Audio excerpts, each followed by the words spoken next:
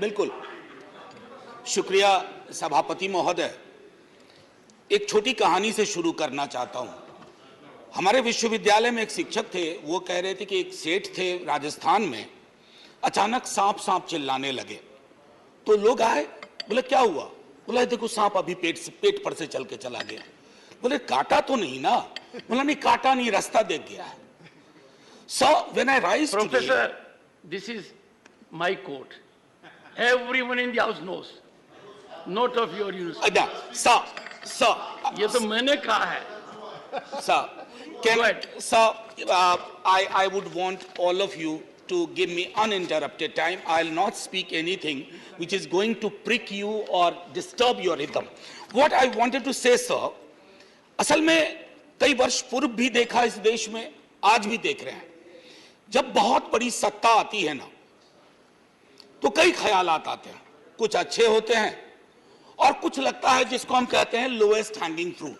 मैं और मेरी सीनियर कलीग जया जी, हम लोग बात कर रहे थे, इतने पावर का करोगे क्या?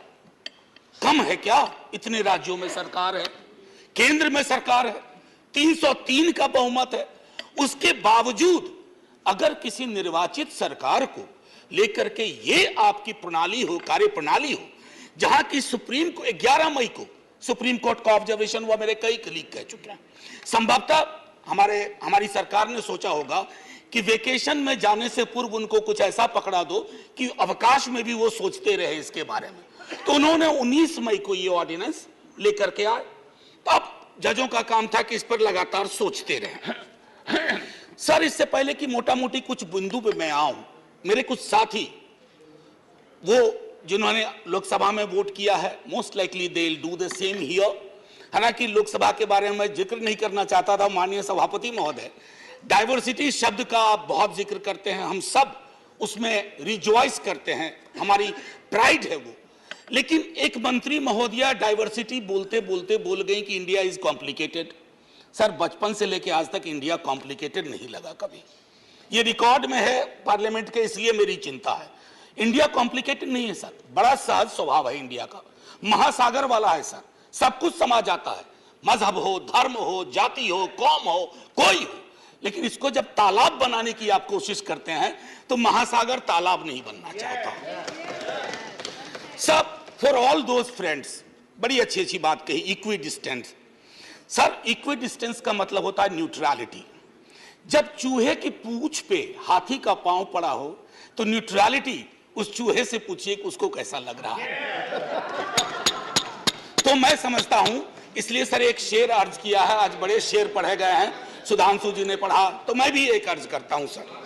ये पड़ोस के मुल्क से आया है। तुम तकल्लुफ को भी इखलास समझते हो फराज, तुम तकल्लुफ को भी इखलास मतलब ट्रू फ्रेंडशिप, तुम तकल्लुफ को भी इखलास समझते हो फराज। दोस्त होता नहीं है हर कोई हाथ मिलाने वाला, आपकी पेशे नजर है जी। तो मैं ये कहना चाह रहा था sir at a historical juncture, एक चीज और मुझे बड़ी अच्छी लगी उस दिन, हमारे माननीय गृह मंत्री जी ने जवाहरलाल नेहरू जी को कोट किया। एक पल को मुझको लगा कि इस शांतिवन में अस्थियां कसमसा गई होंगी। ये हुआ क्या?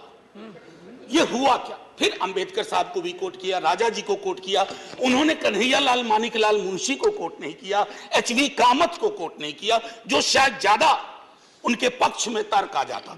सर, विश्वविद्यालय में मैं पढ़ाता हूं तो पीएचडी के स्टूडेंट्स को साइटेशन हम लोग सिखाते हैं, जिसको कहते हैं एथिकल साइटेशन। एथिकल साइटेशन में यह नहीं होता है कि सेमी कोलोन के बाद का ले लिया और शुरू वाला छोड़ दिया। उदाहरण के लिए कहता हूं कि आज तक इस दुनिया में सबको लगता है इस देश में कि मार्क्स ने कहा था कि धर्म अफीम है, religion is the opium for masses. Sorry sir, the entire quote is religion is the sigh of the oppressed creature, the heart of a heartless world, and the soul of soulless condition. It is the opium of people. Sir, अब इसमें क्या किया हमने? सिर्फ opium वाला line निकाल लिया और मार्क्स को कह दिया कि धर्म विरोधी था। सर, मैं इसलिए कहता हूं साइटेशन बहुत इंपॉर्टेंट चीज है। बहरहाल जवाहरलाल जी की अस्थियों को मजा आया होगा, जहां तक मुझको लगता है शांतिवन में। सर, ये मूलतः मैं इसलिए नहीं कहता कि मैं बीजेपी के कार्यप्रणाली का विरोधी हूं सर, वो एक पॉलिटिकल रियलिटी है, हम भी एक पॉलिटिकल रियलिटी हैं। हम शत्रुता की जुबान से हमें एक दूसरे को संबोधन नहीं करना चाहिए, न सदन में न सदन के बाहर। साहब हम इंडियन मुजाहिदीन नहीं है साहब, हम ईस्ट इंडिया कंपनी नहीं है, हम वो भारतवर्ष हैं जिसको महासागर मैंने कहा, और उस महासागर में आप भी हैं हम भी हैं। हम और आप एक दूसरे की कीमत पर नहीं है। तो सर मैं ये कहना चाहता था कि ये प्रतिगामी बिल है सर, आपको घंटी नहीं बजाना पड़ेगा, मैं प्रॉमिस करता हूं, पक्का उसी में खत्म कर दूंगा। सर प्रतिगामी मैंने क्यों कहा, दुनिया देख रही है कि हम कितना प्रोग्रेसिव लेजिस्लेशन ला रहे हैं। सर ये मुझे जो चिंता इसमें ये हो रही है कि माननीय सर्वोच्च न्यायालय ने एक निर्णय दिया, सर कुछ सोच के दिया होगा ना। आप अक्सर कहते हैं कि नेहरू नहीं चाहते थे, अरे नेहरू 56 में नहीं चाहते थे, 67 वर्ष बीत गए हैं, हकीकत नहीं बदलती क्या। नेहरू के टाइम में हम सार्वजनिक क्षेत्रों में कितना ध्यान देते थे और आज हम बेचने पे ध्यान दे रहे हैं। ये फर्क आया है ना सर, चूंकि ये फर्क आया है तो हर हकीकत में फर्क होता है।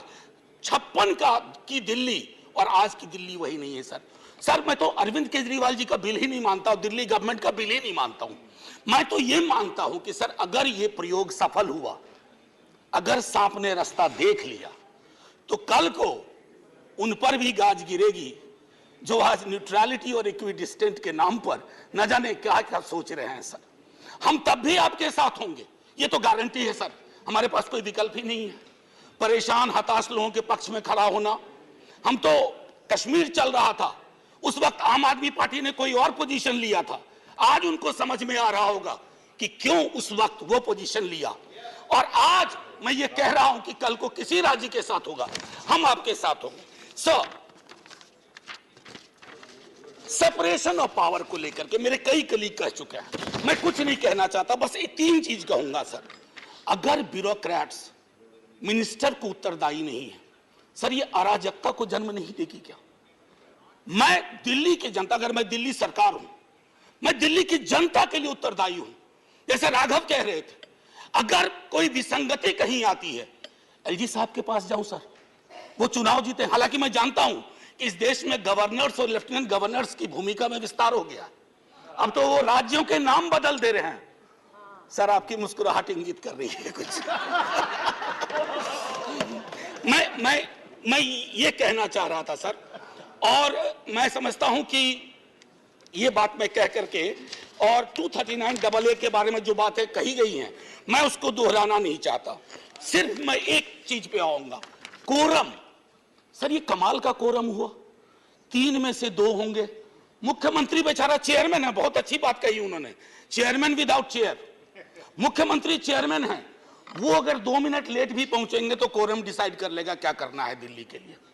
Sir it is not quorum, it is actually an instrument to decimate the very idea of elected government. Sir sir घंटी मत हो जाइए, केशव राव जी की श्रेणी में 1.5-2 मिनट और ले लूंगा।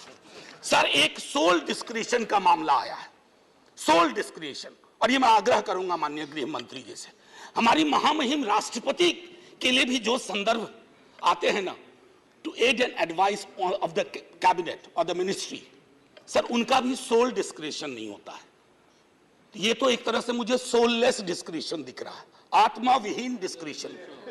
सर ये उसमें नहीं फिट बैठता है। सर एक और चीज,